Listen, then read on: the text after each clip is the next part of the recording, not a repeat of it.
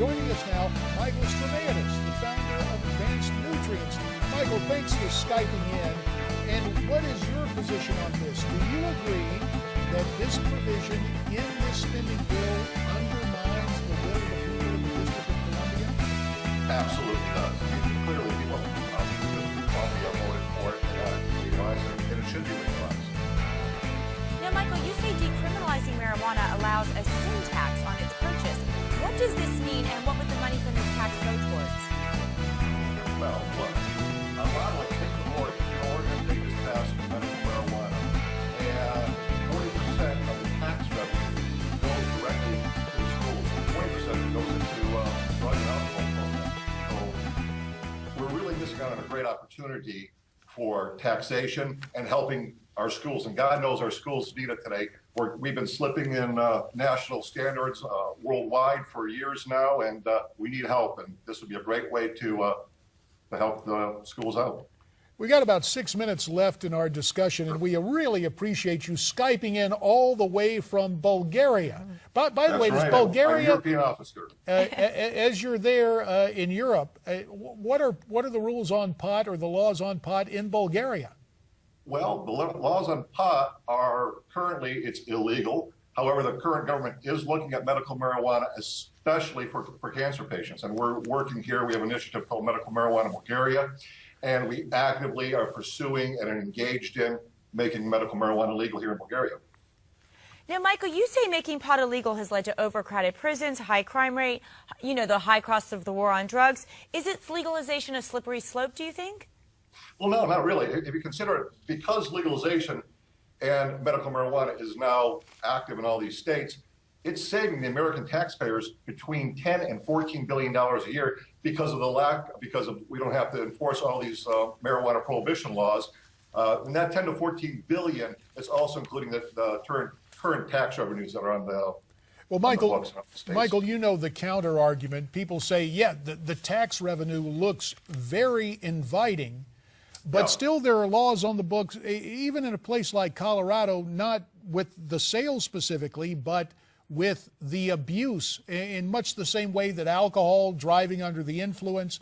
Prosecutors in Colorado said there has been an appreciable spike in having to bring people in. So the question becomes, is it a net gain for the public in terms of revenue as opposed to enforcing DUI laws and some of the threats on the highways from driving while impaired?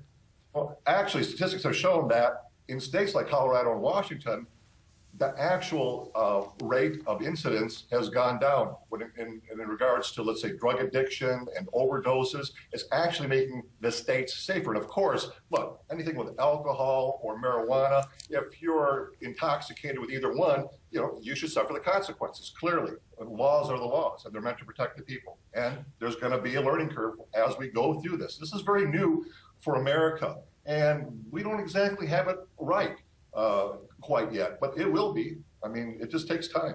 Now, following up a bit on what you and JD were just discussing as far as additional revenue streams, I know here in Florida, we passed the lottery, which was supposed to go to schools and education, which it did, but what they did instead is take away original funding, so it didn't actually produce additional funding. It replaced other sources of funding and then was diverted elsewhere.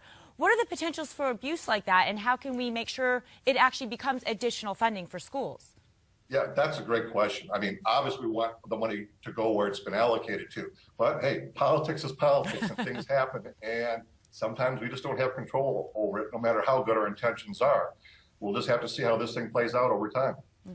Michael, continuing, and some would assail this as a counter-argument by anecdote, yet you can't dismiss the issues, especially when you're talking about funding for education through the sale and the legalization of marijuana. A case earlier this year in Berkeley, California, of a young person bringing brownies to school, sickening a lot of their fellow students, and then just yesterday in another public school, offering a teacher a bite of a brownie with pot in it. And so when it extends into the schoolyard, into the classroom, there are a lot of folks that say, hey, this is a little too much. Yep. So does alcohol, so does cigarettes. They extend themselves directly into schools. And that is a good thing that funding is going from the taxation of marijuana into schools, because clearly now they can use that to better educate students and make sure that these type of things don't happen.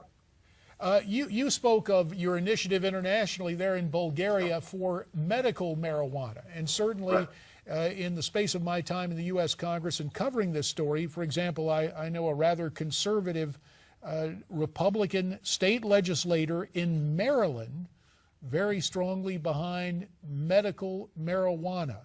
But isn't medical marijuana just the first step to broaden out to more widespread and free usage? No, I think actually medical marijuana is just what it is. It helped a lot of people.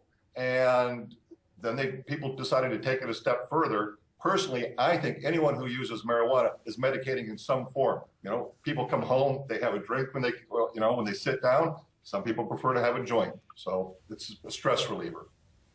So, Michael, according to drugsense.org, over half of all drug arrests, 750,000, they're saying, were for cannabis. I mean, this seems like a huge amount of money we're spending to criminalize this and to put these people behind bars, prosecute them. So we'd be saving that in addition to the revenue stream we're generating. Got a minute to answer, Michael. Got a minute. Go ahead, sir. Okay, as I said earlier, yeah, we're going to save between 10 and 14 billion a year just because of what you said there. And you're absolutely right. It is going to relieve a huge tax burden off the American public. You know, it's curious. This is a great thing. Staggering numbers. Staggering numbers brings to mind John Steinbeck, who wrote Of Mice and Men. We're having a discussion of mathematics and marijuana. We very much appreciate sharpening the pencils, talking about what's going on in Colorado, talking about your efforts internationally. Michael Straumietis, we very much appreciate it. Now, you heard what Michael... Hey, it's great to have you, sir. You heard what Michael had to say. You legalize pot, you can fund education. Do you agree with that? Why don't you tweet me your response at NewsmaxTV, hashtag America's Forum. There's also newsmaxtv.com/comment. And don't forget Facebook. America's Forum continues following this Newsmax Now.